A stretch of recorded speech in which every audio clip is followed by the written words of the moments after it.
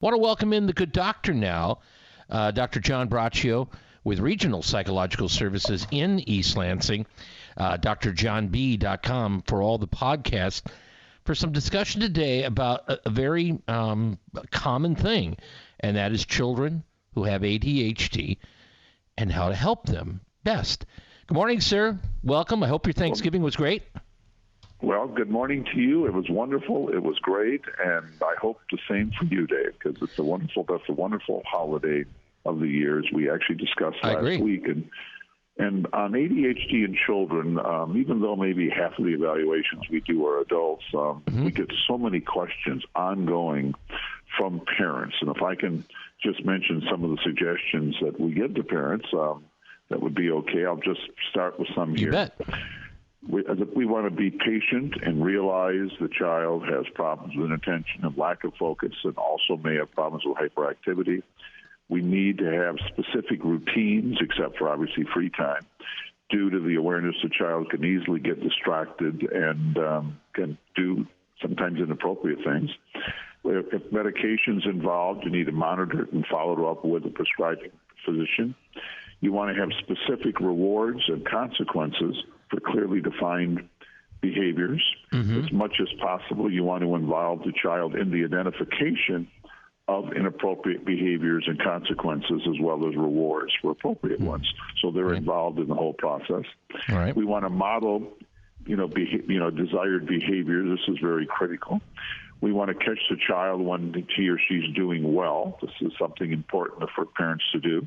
We want to ignore behaviors we don't like unless they're on the list of unacceptable ones, just trying to extinguish things that may not be extreme, but we just don't want to be constantly on the prowl to look for problems.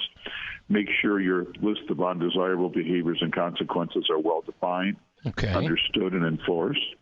You want to make sure the list is reasonable and you don't keep coming up with new ones and add them along the way, because this is going to destroy the whole process. It needs to be something that's very predictable.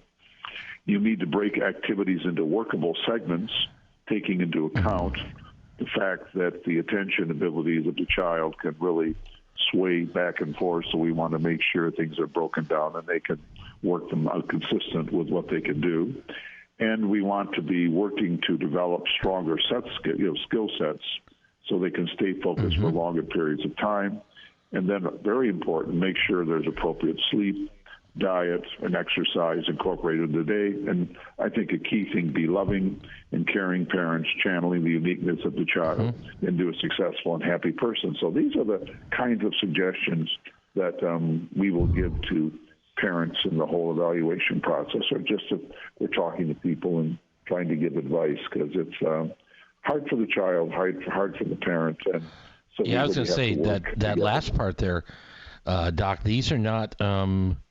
this isn't simple. No one said this road would be easy, and it's not. These aren't all easy things. You've got to be on top of it as a parent, don't you?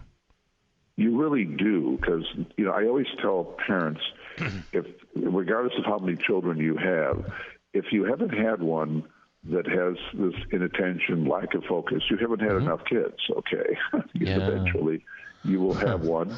And they're not bad kids. Many are enormously successful. The point is, you need to channel that extra energy and that inattention, if you will, into really positive direction. So there can be even over-stimulus, over-involvement in appropriate behaviors. So it's kind of can be not necessarily, it's not all bad. It's just the key is for parents to be able to focus that extra energy and attention that these kids have.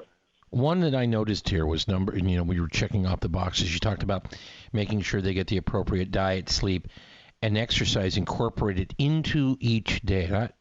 Doc, I have a young relation of mine who has ADHD, and he's been diagnosed, and he has some rough patches, and the COVID has exacerbated this, okay? Yes. But coming out of COVID, he finally got permission, and I was very much in favor of this, to play football, okay, tackle football. And now he's a middle schooler. And there were fears, it's not going to react well to this. No, I think this is going to be a great outlet for him. and he's got really good coaches who understand him and want him to be one of this group of becoming, good young men, okay, and taking a sport seriously and a team seriously. This has worked in the last few months wonders for him. Just that as an outlet, it was a really appropriate one. And I don't know that it's right for everybody, but I've just been astounded at how great it has worked for him, and it really has. Well, I would use the word bingo, and I think with children, what we need to do is find an area that these children can really thrive and succeed at, okay? And some of them, appropriateness can relate to using games in a way. It can be even finding that thing that they really like, because the thing about the ADHD, the lack of focus and attention, if the right thing is found, they can channel it and become over-involved, which can be positive and negative. But if it's something like a sporting activity, if it's an academic activity, if you can find that thing, and then hopefully that skill set that's being developed, we'll say in terms of your relative, being part of a team, learning the importance of stick-to-itivism, that's something you hope can transfer to other activities. So you can, with one major success story, it can turn into a multiple success story with the same person. So yes, that can be a very useful, very helpful type of a thing, and I hope that continues for your relatives. Well, and I do too. Again, am I recommending that? No, but I'm saying that he checked some of the boxes that you were going off, and with his mom and dad. And as kids get older, if this isn't seeming to improve as they're getting bigger, there's more possibility for real problems.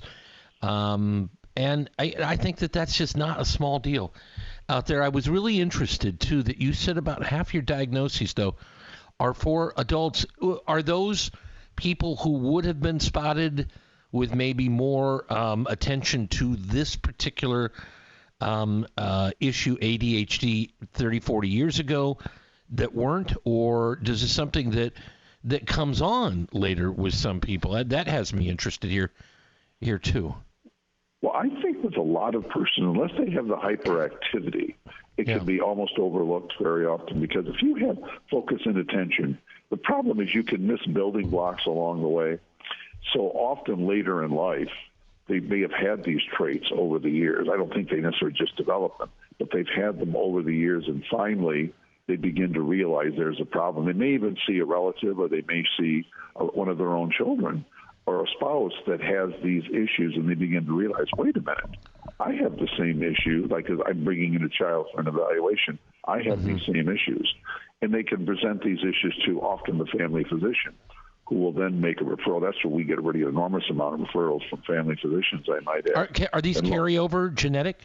Can they be carryover genetic? Oh, my goodness, yes. Listen, we all, just as we can often look very similar, these things tend to run in families. Often, let's say we're working with a 10-year-old, just take as an example. Okay. Often there is a parent, there's Uncle Chucky, there's Aunt Mary. It generally runs in the family. There's somebody, because we bring our genetic makeup from our parents, okay, and they carry it from their family, from their relatives. So yes, generally there is a family, just like you can find with depression, tendencies to alcoholism, to OCD, high anxiety.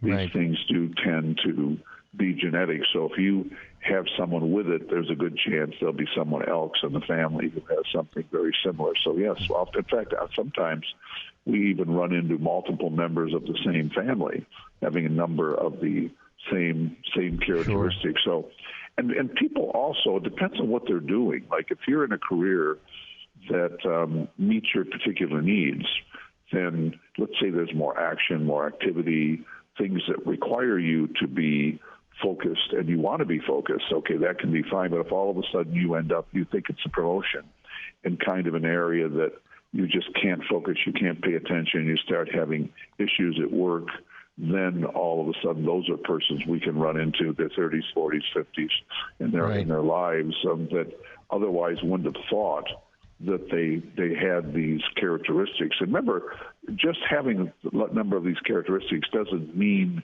you have ADHD. It means to negatively impact in at least two areas of your life, because many people that have issues with focus and attention have been able to channel these into positive directions. That's kind of the goal if you're a parent or if you're an individual yourself.